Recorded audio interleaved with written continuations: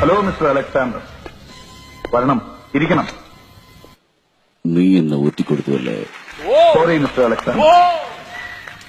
നിയമപാലനത്തിന് ഗവൺമെന്റിനെ സഹായിക്കേണ്ടത് it's a duty of a good citizen.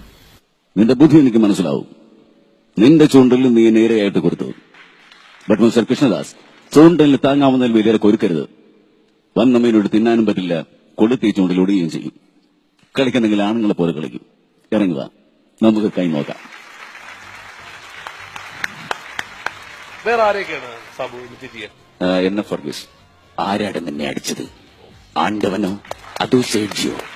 അടിച്ചതല്ല, ചവിട്ടിയതാ. അതും ഷൂസിട്ട കാലുകൊണ്ട്. അല്ലടാ ആണ്ടവൻ, ഇത് നിന്റെ കോയമ്പത്തൂരിലെ മായാണ്ടിക്കൊപ്പമല്ല, മറിച്ച് കൊച്ചിയ, വിശ്വനാഥന്റെ കൊച്ചി. വിളിച്ചു പറയണ നിന്റെ മമ്മയോട് വിശ്വനാഥൻ ക്ഷമിച്ചു എന്ന്. ഒറ്റ വലി. ഈ സെയിം ഡയലോഗ് നമ്മുടെ കൊച്ചുപ്രേമൻ ചേട്ടൻ ഒന്ന് അവതരിപ്പിക്കാം. ആരാണ് നിന്നെ അടിച്ചത്? ആണ്ടവനാണോ അതോ ചേച്ചിയാണോ? എടേ ഇത് അടിച്ചതല്ല, ഇത് ചവിട്ടിയതാണ്. അതും ചൂസിട്ട കാലുകൊണ്ട്. അല്ലയോട് എടേ ആണ്ടവൻ, ഇത് നിന്റെ കോയമ്പത്തൂരിലെ മായാണ്ടി കോപ്പൊന്നുമല്ല.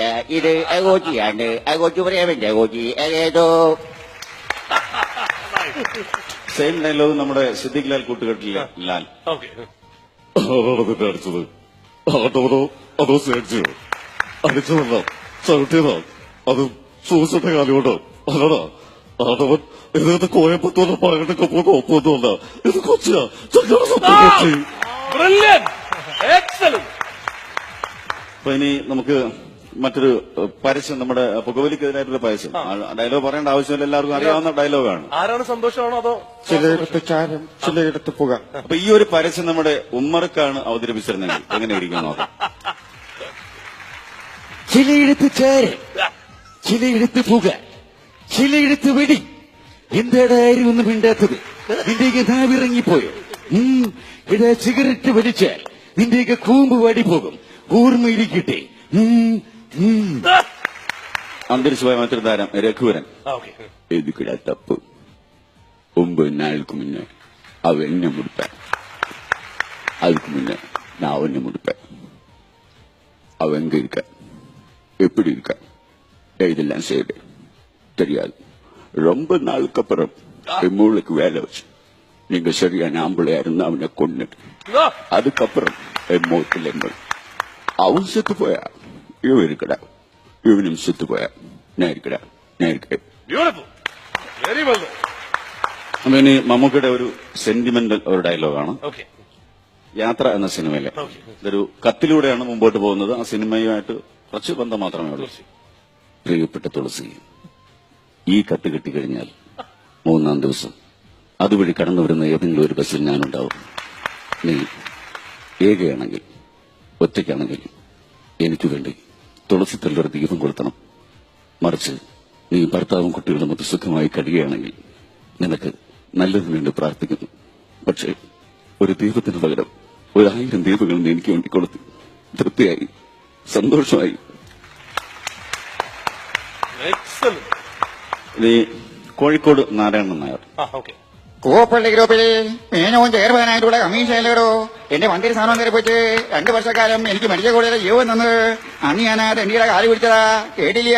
ഹരിചന്ദ്രൻ കേസ് അന്വേഷിച്ചത് CI സംഘനാരായണ 1 രൂപ പോലും ഉണ്ടാവില്ല. ഉണ്ടാവരുതെന്ന് ഞാൻ സ്പെഷ്യൽ ഇൻസ്ട്രക്ഷൻ കൊടുത്തിരുന്നു. ഇനി വില്ലനും ആക്ഷൻ ഹീറോയും ഒക്കെ ആയിരുന്നു നമ്മുടെ ബാബു ആന്റണി.